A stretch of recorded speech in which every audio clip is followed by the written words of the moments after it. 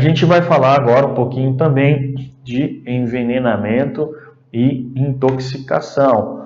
São situações muito comuns no local de trabalho, mas também acontece muito acidente doméstico relacionado a isso. Então, existem também alguns mitos, algumas lendas relacionadas a isso que a gente precisa evitar. Primeiro, vamos falar o que fazer.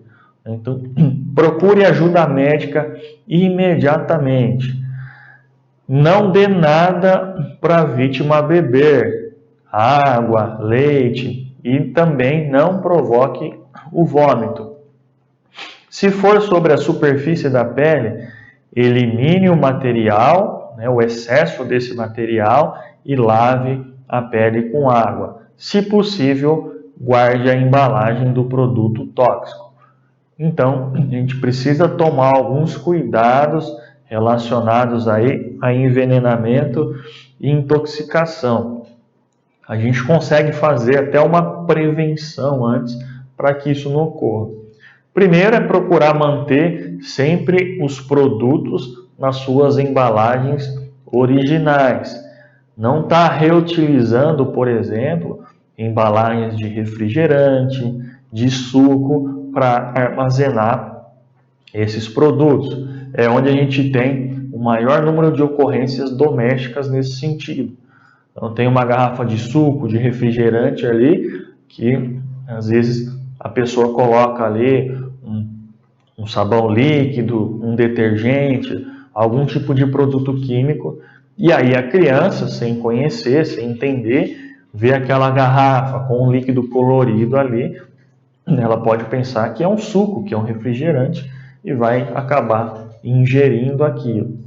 Uma vez intoxicado, uma vez a pessoa ingerindo qualquer produto aí por acidente, a gente jamais deve dar qualquer tipo de substância para aquela pessoa beber. Então, água, leite, suco, qualquer coisa, porque esse líquido pode reagir com aquele produto dentro lá do estômago da vítima, e isso vai agravar, vai piorar ainda mais a situação. Então, eu não devo dar nada para essa vítima beber, por mais que ela possa estar dizendo ali que está com sede, que quer água, eu não posso dar água, porque isso vai prejudicar. Isso é um mito, né? Mais uma vez, é um mito que a gente fala, dá leite que melhora. Não melhora, não ajuda. Em muitos dos casos, isso vai estar piorando. Outra coisa que não se deve fazer é provocar o vômito. Por quê? Se aquele produto já desceu queimando ali, prejudicando, ele vai chegar no estômago, vai misturar com o suco gástrico, que também é ácido, e aí se a gente provocar esse vômito, ele vai voltar, obviamente, prejudicando mais uma vez a nossa via digestiva aqui, ou seja, a gente vai ter um agravamento, uma piora da situação. Caso esse vômito ocorra de forma natural, aí sim, ok, não tem problema, porque é o nosso organismo que está acionando lá o seu mecanismo de defesa e expulsando aquele agente. Agora, eu não posso provocar esse vômito. Ele deve ocorrer de forma natural. Outra coisa, se for algo na pele, então caiu um produto ali, a gente tem uma queimadura, tomar alguns cuidados para que primeiro, antes da gente lavar o local, a gente retire aquele excesso do produto.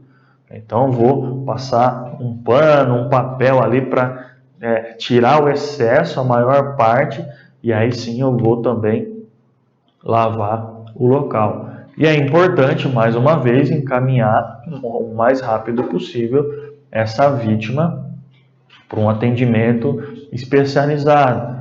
Sempre que possível, a gente levar o rótulo do produto, a embalagem, ou saber o nome daquele produto, que isso vai auxiliar bastante no momento de se fazer o atendimento, de definir qual vai ser a técnica utilizada lá no hospital para fazer a retirada, para fazer a lavagem gástrica, enfim, para que aquela vítima seja atendida da melhor maneira possível. É importante que a gente procure, nesses casos aqui, de envenenamento, intoxicação, atuar de forma preventiva. Então, ocorre também nas empresas, mas é algo muito comum de se acontecer até nas nossas casas.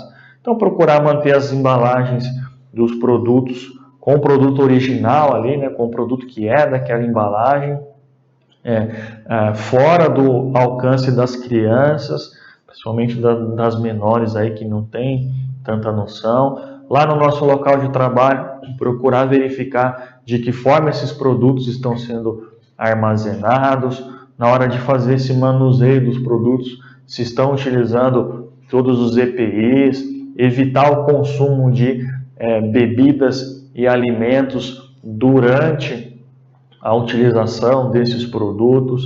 São algumas técnicas de prevenção que a gente deve utilizar, deve fazer no dia a dia, para que a gente minimize essa probabilidade de envenenamento, de intoxicação. Então, o ideal nesses casos aqui é rapidamente levar essa vítima para o atendimento médico. A gente não tem que ficar dando nada para essa vítima, não provocar vômito, nada disso. É correr o mais rápido possível para um atendimento especializado.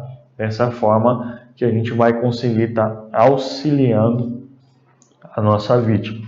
Então aqui mais um mito, mais uma lenda que foi quebrada, né? De dar líquido, de dar água, de dar leite para a vítima. Isso vai acabar prejudicando ao invés de auxiliar, de ajudar aquela vítima. A gente tem algo bem comum também, uma ocorrência bastante presente aí, que é o choque elétrico. Então, é algo que a gente precisa se atentar, que a gente não pode achar como normal. Às vezes a gente escuta aí um eletricista falar, é normal, um choquinho faz bem para o coração. Isso também é um mito, é uma lenda. O único choque que faz bem para o coração é quando você tem uma parada cardíaca e aí você faz o uso do desfibrilador. Aí sim, esse é um choque que é bom para o nosso coração, para o nosso organismo. Os demais não. Qualquer tipo de choque, por menor que seja, ele pode causar problemas maiores. Então é importante que a gente tenha essa consciência. É importante que a gente entenda que o choque elétrico, que é corrente elétrica, ele não tem cor, ele não tem cheiro. Muitas das vezes a gente só vai sentir ele no momento propriamente que a gente tem um contato direto com a eletricidade. E aí já pode ser tarde demais. Então é preciso que a gente tenha alguns cuidados. Para fazer esse atendimento, a primeira ação que deve ser tomada, sempre que possível, é fazer o corte da corrente elétrica. Então, se a pessoa está ali ainda em contato com essa rede elétrica, com esse equipamento, enfim, a pessoa está tomando choque ali, a gente só vai conseguir fazer esse atendimento se a vítima não tiver mais esse contato, ou seja, se a gente cortar essa corrente elétrica, desligar a energia, enfim, porque senão a gente também vai se tornar uma vítima. Nesse caso aí, eu não tenho condição de segurança, então eu não consigo fazer. Só vou conseguir fazer qualquer tipo de atendimento a partir do momento que a vítima não tem mais esse contato com a corrente elétrica. Se a vítima ainda estiver conectada à corrente elétrica, use um pano bem grosso, uma borracha, uma madeira ou qualquer material não condutor de eletricidade para salvá-la da corrente. Então, se a vítima ainda está conectada ali, igual a gente está vendo aí na imagem, né, no desenho, no exemplo, e a gente não tiver essa condição de cortar a energia do local, a gente precisa buscar algum meio de soltar a vítima dali. Então, com algum material isolante, a gente vai empurrar, a gente vai procurar soltar a vítima daquela posição de risco. Então, lembrando, a gente precisa estar com algum material isolante, não condutor de eletricidade. Então, um pedaço de borracha, uma madeira, algo que não conduz eletricidade e que a gente consiga empurrar aquela vítima para que ela não tenha mais esse contato. Se o choque tiver sido muito forte, pode ter causado uma parada cardiorrespiratória. Caso a vítima esteja com ausência de pulso e de batimentos cardíacos, ou ainda lábios e unhas arroxeadas, inicie imediatamente a massagem cardíaca. Então, a gente vai falar um pouquinho da RCP também mais para frente. Então, é muito comum quando a gente tem esse tipo de ocorrência envolvendo o choque elétrico, que a vítima entre em parada cardiorrespiratória. E aí a gente precisa iniciar a RCP o mais rápido possível, a reanimação cardiopulmonar. A gente vai falar um pouquinho mais para frente dela, porque existem outras situações que também provocam uma parada cardiorrespiratória. Então a gente vai falar específico desse procedimento da RCP um pouquinho mais para frente. Ainda falando do choque elétrico, então a gente tem que lembrar das regrinhas, e a primeira regra é, para fazer qualquer atendimento, eu tenho que ter segurança para isso. Então, nos casos de choque elétrico, para que eu consiga fazer esse atendimento, ou eu preciso cortar a energia do local, ou eu tenho que soltar a vítima daquilo, expulsar a vítima, expulsar a corrente elétrica da vítima, separar a vítima da corrente elétrica. Para isso eu vou precisar utilizar algum material não condutor. Eu não posso encostar na vítima, porque senão eu vou receber também essa descarga elétrica. Então vou utilizar algum material não condutor, algum material isolante para remover essa vítima dali. Só vou conseguir fazer esse atendimento se eu conseguir realizar um desses dois procedimentos. Ou existir ali o corte de energia, ou separar a vítima do contato que ela está tendo com aquele equipamento, com aquele cabo, com aquele disjuntor, enfim, com aquilo que está ocasionando a presença de eletricidade no organismo da vítima. Só aí que a gente vai conseguir fazer qualquer tipo de atendimento.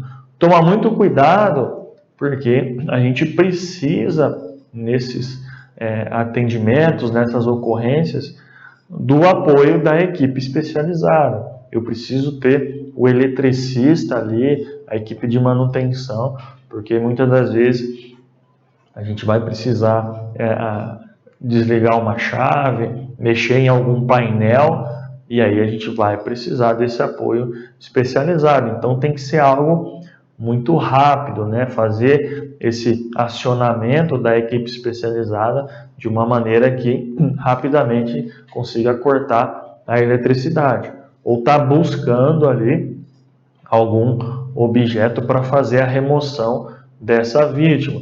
Existem as luvas de borracha isolantes que a equipe de elétrica utiliza, que pode nos auxiliar também.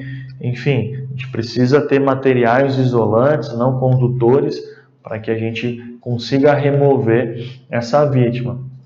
Remover, né? Então, ou eu cortei energia, ou consegui remover a vítima da corrente elétrica. A gente vai, então, verificar os sinais vitais dessa vítima. Ver se ela tem batimento, se ela tem respiração, porque dependendo da intensidade desse choque, ela pode sofrer uma parada cardiorrespiratória. E aí a gente vai iniciar a RCP até que chegue o socorro especializado. E a gente vai falar disso um pouquinho mais para frente. Outra situação que pode ocorrer com o choque elétrico são as queimaduras também. Então, é algo que a gente vai precisar cuidar, verificar, às vezes a roupa vai grudar no corpo da vítima, a gente pode ter uma lesão maior, por exemplo, dependendo da intensidade desse choque. A corrente elétrica ela vai entrar por uma extremidade do nosso corpo e vai sair por outra. Então ela pode entrar por uma mão e sair do outro lado na outra mão, atravessar aqui pelo nosso coração, pode entrar por uma mão e sair lá pelo pé. Então sempre o meio de entrada e saída dessa corrente elétrica vai ser pelas nossas extremidades, pelas mãos ou pelos pés, dedos das mãos e dedos dos pés. E aí existem alguns fatores que vão determinar se ela vai de mão a mão, de mão para o pé do mesmo lado, de mão para o pé do lado contrário.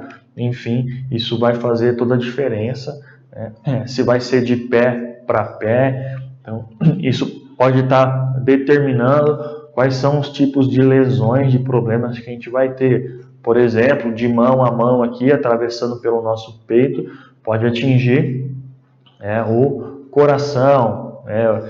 Foi mão e pé do mesmo lado, entrou e saiu do mesmo lado. A gente pode ter um problema que vai ficar direcionado de um lado do corpo só. Uma lesão, um atrofiamento, uma queimadura de um lado só do corpo. Entrou num pé e saiu pelo outro. Então a gente pode ter problema nas pernas. Enfim, vai depender de uma série de fatores para estar entendendo qual vai ser o caminho da corrente elétrica ali. Então a intensidade desse choque, a posição que a gente estava fazendo o trabalho, qual foi o local do nosso corpo que a gente teve esse contato com a corrente elétrica, que vai estar definindo também o tipo de lesão, de problema que a gente pode ter.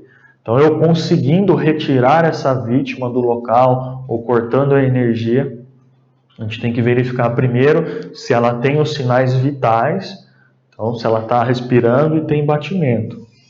Se ela está respirando e tem batimento, a gente então vai buscar possíveis outros problemas. Se tem queimadura, vai dar sequência no atendimento. Se ela não está respirando, se ela não tem batimento, então a gente vai iniciar o RCP, a reanimação cardiopulmonar. Então a brigada, também nesses casos, existem alguns trabalhos de prevenção que ela pode e deve fazer.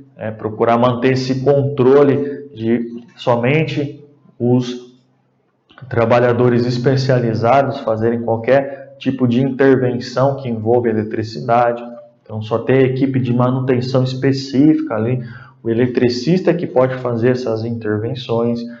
Lembrar lá naquele checklist, naquela inspeção que a brigada deve fazer para evitar os princípios de incêndio. Então, além de evitar esses princípios de incêndio, também pode estar evitando acidentes. Quando eu verifico se não existe fio desencapado, se não existe muitos equipamentos ligados no mesmo local, e aí a gente pode ter um curto-circuito. Então, além de evitar esse princípio de incêndio, esse fogo, também pode evitar acidentes. A gente precisa tomar muito cuidado com a eletricidade, mais uma vez.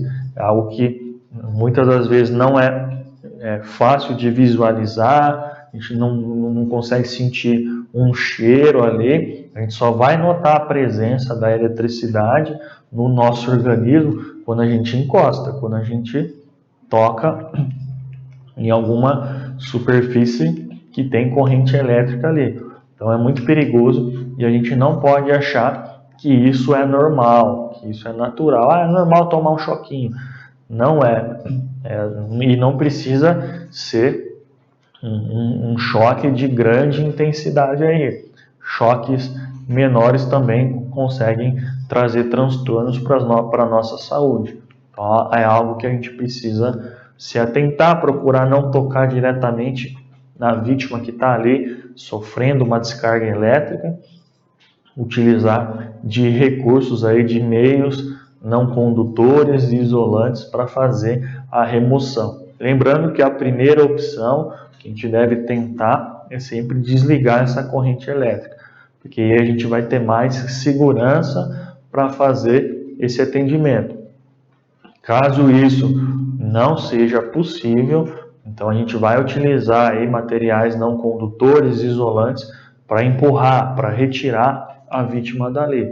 Então também precisa ser investigado, preciso levar essa vítima para o atendimento médico especializado, porque às vezes externamente a gente não vai conseguir observar nenhum tipo de lesão, ou aparentemente é algo pequeno, então só ficou uma marquinha ali de onde o choque entrou, mas internamente a gente pode ter problemas maiores.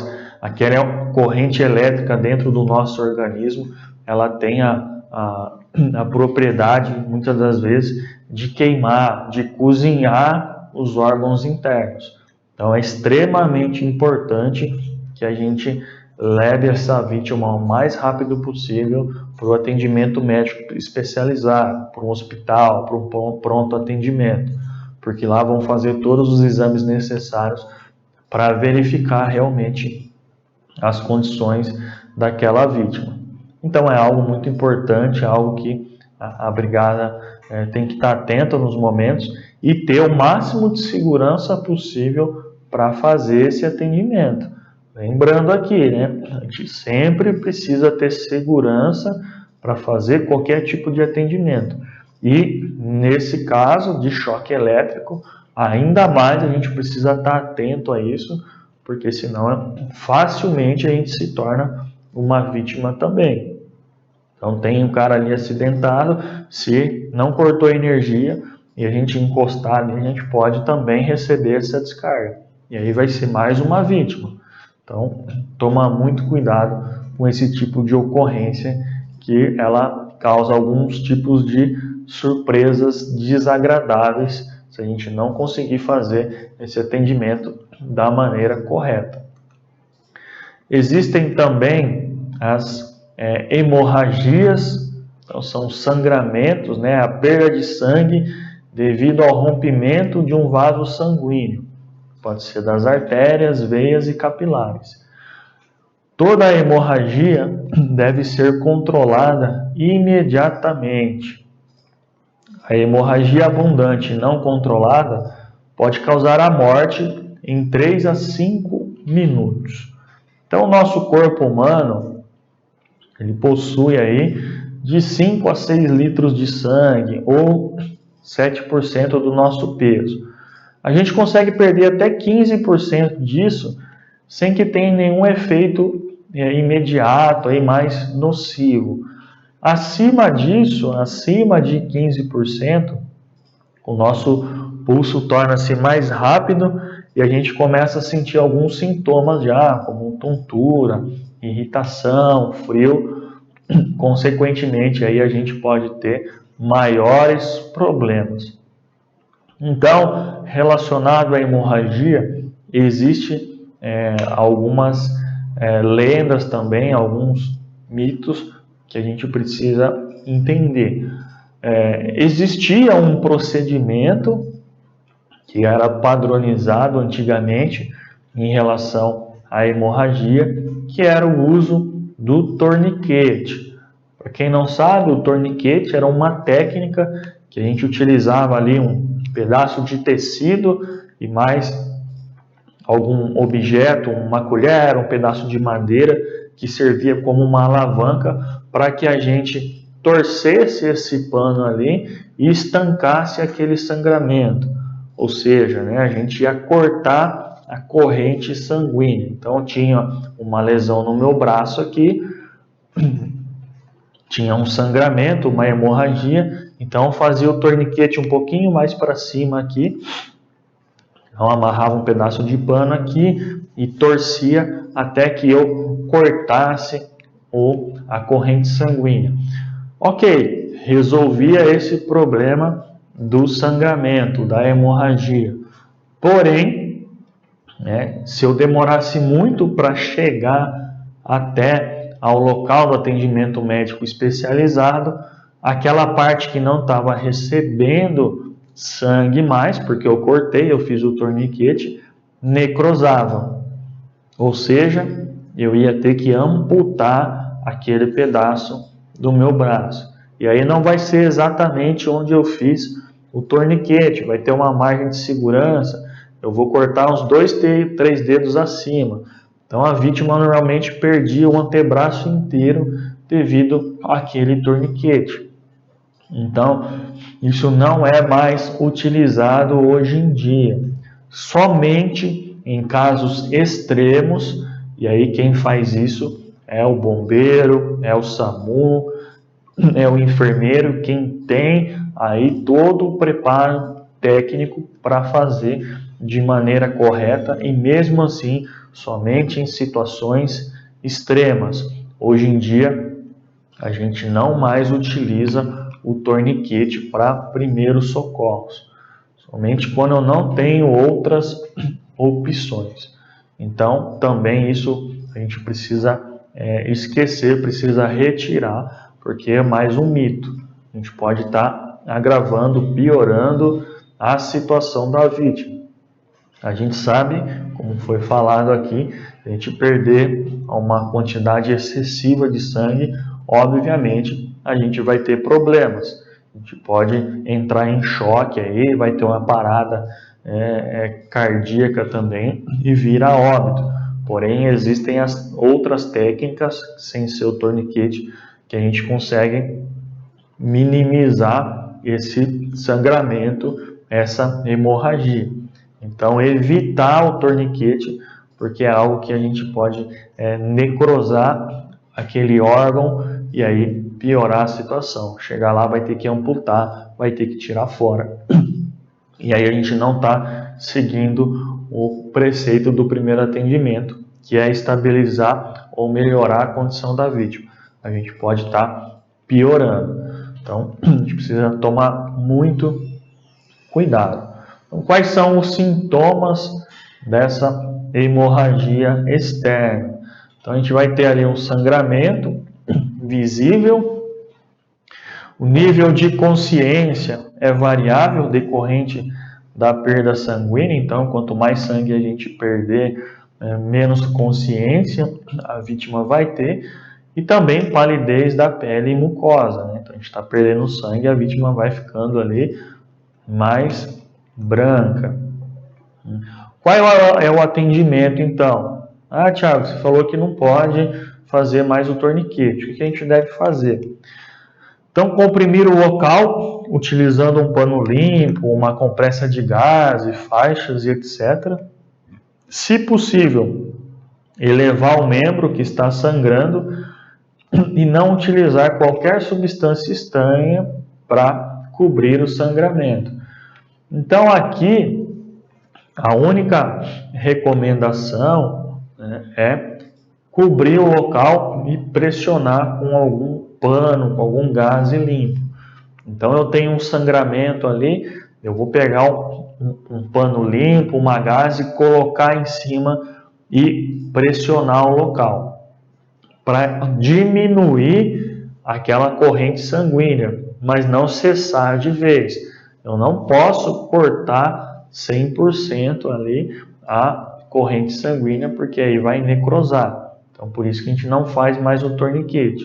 Então, vou colocar um pano limpo ali em cima e vou pressionar. Esse pano encharcou, eu coloco outro pano por cima. Encharcou de novo, vou colocar outro mais uma vez por cima. Por quê? Isso vai fazer com que o médico lá tenha essa noção de quanto sangue a vítima já perdeu. Agora, se eu ficar retirando, isso fica um pouco mais difícil. Então, um pano limpo, uma gaze, uma faixa, coloco no local e pressiono. Se eu tiver os equipamentos ali de primeiro socorro, se eu tiver faixa, gaze, então coloco uma gaze ali e passo uma faixa para manter pressionado. E sempre que possível, eu elevo aquele membro onde tem o sangramento, porque aí eu diminuo a circulação sanguínea, porém eu não interrompo ela totalmente, porque se eu interromper totalmente, como lá no torniquete, aí eu posso necrosar aquele membro e ter que amputar. Então, o procedimento é pressionar o local com um pano, uma gaze limpa e sempre ir colocando outros por cima, se houver necessidade. Se estiver encharcando de sangue, coloca outro, porque no momento do atendimento o médico vai entender, vai conseguir saber mais ou menos o tanto de sangue que aquela vítima já perdeu e aí consegue direcionar melhor o atendimento e aí, quando possível, também manter o braço, manter a perna da vítima elevado, porque fica menor a passagem de sangue aqui e facilita o nosso atendimento. Lembrando que a gente deve evitar esse torniquete, porque isso pode trazer problemas maiores. O torniquete é utilizado somente em casos extremos aí, onde a gente tem um sangramento muito grande, a gente não tem o acesso rápido aí a um atendimento especializado. Então, em situações muito específicas, normalmente é somente lá um enfermeiro, um bombeiro que vai aplicar essa técnica. A gente procura evitar para não ter danos maiores. Claro que um sangramento, se a gente não cuidar, pode levar a óbito. Mas se a gente conseguir elevar aquele membro e ficar pressionando o local, a gente já vai garantir uma estabilização daquela vítima até que a gente consiga levar ela até um atendimento ou até que esse atendimento chegue. Então, é algo que a gente precisa se atentar, né? Fazer como está na imagem ali. Colocar uma gaze, um pano limpo em cima, passar uma faixa se eu tiver disponível. Eu posso estar amarrando ali um pedaço de pano qualquer também, para criar um tipo de atadura ali para pressionar o local, preservar aquele local, cobrir o acidentado para evitar o choque, né? Então, tá perdendo sangue, a gente vai tendo a nossa temperatura corporal vai baixando também. Então, manter aquela vítima coberta, sempre que possível com o local do sangramento elevado. Isso vai fazer com que aquela vítima consiga estar se mantendo ali por um período até que a gente chegue ao socorro especializado ou que o socorro especializado chegue até o local. Então é algo que a gente precisa se atentar, fazer um atendimento o mais rápido possível, né? Tomando todos os cuidados. Então a gente precisa ter a nossa segurança também, fazer esse atendimento utilizando luvas, evitando esse contato direto com esse sangramento, porque existem vários tipos de doenças aí que são transmissíveis pelo sangue, né? Não só o HIV, a AIDS, mas alguns outros também. Então a gente precisa manter esses cuidados também de evitar esse contato direto.